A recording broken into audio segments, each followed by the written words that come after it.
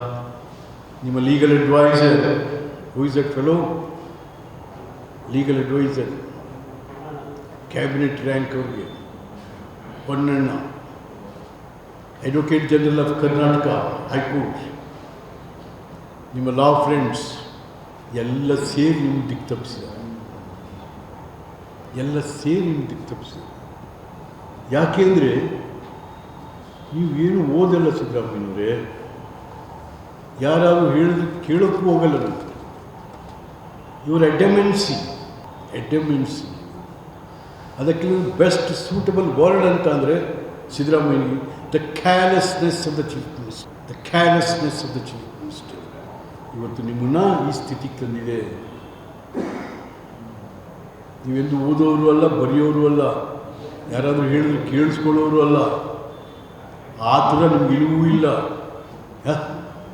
ಅದು ಇವತ್ತು. ಆಮೇಲೆ ನಿಮ್ಮ ಇವರು ದೆಹಲಿಯಿಂದ ಬಂದರು ನಿಮ್ಮ ಜಡ್ಜಸ್ಗಳು, ಕೋಟ್ಯಾಂತರ ರೂಪಾಯಿ fees.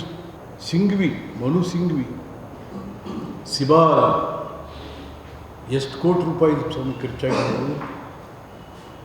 Mister Siddaramaiah, we must spell out. ಈ ಫೀಸು ನೀವು ಪರ್ಸನಲಾಗಿ ಕೊಟ್ಟಿದ್ದೀರಾ, ಇಲ್ಲ ಸರ್ಕಾರದ ದುಡ್ಡು ಕೊಟ್ಟಿದ್ದೀರಾ? ಸರ್ಕಾರದ ದುಡ್ಡು ಏನಾದರೂ ಪೇಮೆಂಟ್ ಆಗಿದ್ರೆ for this Manu Singhvi and Sibal and others, it also amounts to offence. No, you are not supposed to draw the treasury to pay the legal fees of the big legal demands arrived from Delhi. ಇವನ್ನ ಒತ್ತಾಯ ಮಾಡ್ತೀನಿ. The state auditor and accountant general to look into this. ಯಾರು pay ಮಾಡಿದ್ದಾರೆ to, you must look into this. ಅಯ್ಯೋ ದೇವ ಏನು ರೀ ಸ್ವಾಮಿ, ನೀನು ಬಾಂಬ್ ಇದ್ದಾನೆ ನೆನೆ ಹೇಳ್ಬಿಟ್ಟಿದ್ದಾನೆ. ಸ್ವಾಮಿ ನನಗೂ ಇದಕ್ಕೂ ಸಾಮಾನ್ಯ ಎಲ್ಲ ಬಿಟ್ಬಿಡಿ ಸ್ವಾಮಿ ನನ್ನ ಅಂತ. ಅದೆಲ್ಲ ಏನಿದ್ರು ದೊಡ್ಡವ್ರಿಗೂ ಸ್ವಾಮಿ ನನಗೆ ಗೊತ್ತಿಲ್ಲ. ದೊಡ್ಡವರು ಅಂದರೆ ಯಾರು? ದೊಡ್ಡವರು ಅಂದರೆ ಮುಖ್ಯಮಂತ್ರಿ.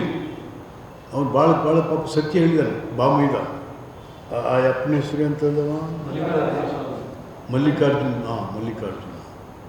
ಅವರು ಬಿಟ್ಬಿಡಿ ಸ್ವಾಮಿ ನನಗೇನು ಗೊತ್ತಿಲ್ಲ ಇದು. ನಿಮ್ಮ ಗಮನಕ್ಕೆ ತರದೆ, ಪಾರ್ವತಿಯವರ ಗಮನಕ್ಕೂ ತರದೆ, ಪಾರ್ವತಿಯವರ ಸೈನನ್ನು ನಿಮ್ಮ ಆಪ್ತ ಬಳಗವೇ ಮಾಡಿಬಿಟ್ಟಿದ್ರು. ಸೈನ್ ಏನ್ರಿ, ಅಯ್ಯಪ್ಪ ಎಲ್ಲೂ ಆಗಿಲ್ಲ ಇರ್ತಾರೆ. ಇಟ್ಸ್ ಇನ್ಇಮ್ಯಾಜಿನಬಲ್. ಚೇ ಇವೆಲ್ಲ ಸೇರಿ ಇಡೀ ನಿಮ್ಮ ಕುಟುಂಬನೇ ಕಷ್ಟಕ್ಕೆ ತಳ್ಳಿಬಿಟ್ಟಿದ್ದಾರೆ.